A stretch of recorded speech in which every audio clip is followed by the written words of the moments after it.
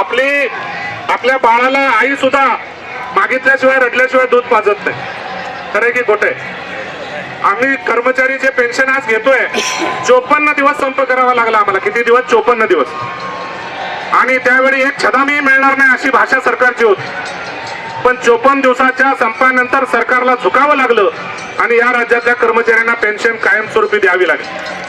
त्यामुळे हा इतिहास तुम्हाला सांगण्याचं कारण हे आहे की मित्रांनो, आपण लढत राहिलं पाहिजे. आपण नाराज न होता, आपली उमेद कमी न करता आपण अधिक ताकदीने लढत राहिल्यानंतर नक्कीच एक ना एक दिवस यश मिळतं. त्या सगळ्या घटनांचं अनेक उदाहरण तुम्हाला सांगता येतील. त्यामुळं आणि तुमच्या नेत्या तर इतक्या लढाऊ आहेत की तुम्हाला मी काय सांगायची गरज नाही.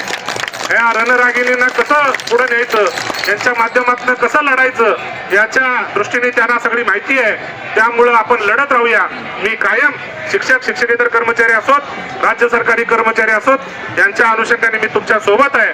जिथं जिथं समन्वय समितीच्या अनुषंगाने बैठक लागेल तिथं तिथं तुमच्या या प्रश्नांच्या अनुषंगाने नक्कीच त्याची विचारणा केली जाईल एवढा शब्द देतो.